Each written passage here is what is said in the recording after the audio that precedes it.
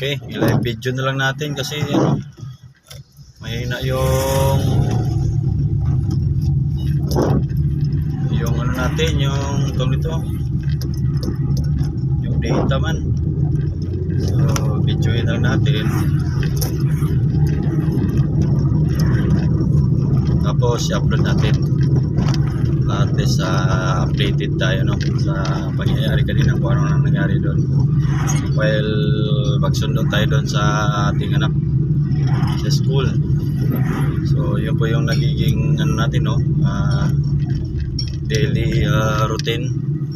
Umaga atid, hapon sundo 4:30. So umaga naman 6:45 ihatid natin. So ganun po ang naging daily routine natin from Monday to Friday, unless kung walang klase, so di natin natin.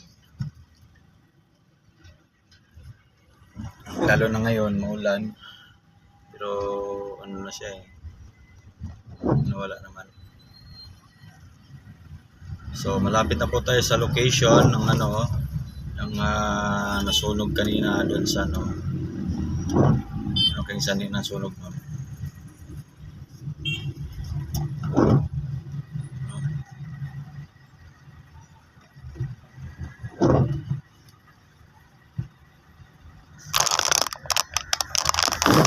Okay, ito pa yung metro shuttle na nagbabiyahe rin Kalinan to Davao.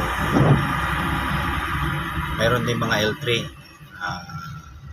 Kalinan to Davao rin, L3. Karamihan L300 at saka mga jeep.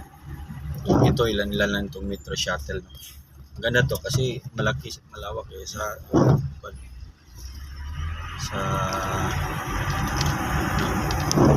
loob.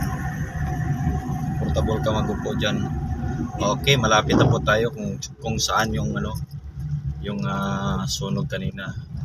Dito banda sana yan Yamaha.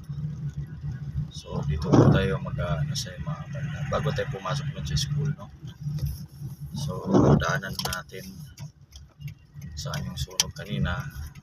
Maraming tao kanina Kahit iharap lang natin yung sasakyan. Pwede na siguro. Wala na napula na yung sunog.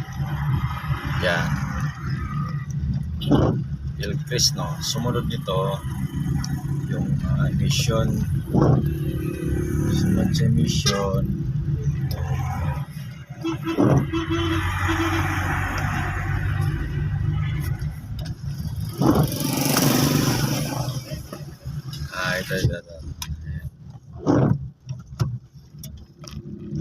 Yan, dito po yung sunog kanina ng Yamaha na yan. So, pakita ko sa inyo, yan.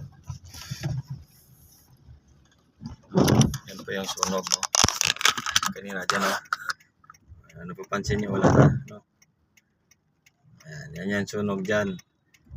Pero napula na, ang aircon nasa taas, hindi sa aircon yan, yung sa yun, sa mga basura daw. Okay, nakita nyo na, Yamaha. Ito yung school na susunduin ko ng anak ko. Okay, at least na-update na kayo. Wala na yung sunog. Ito yung natin. Okay na Okay. Ito po yung sunog kanina.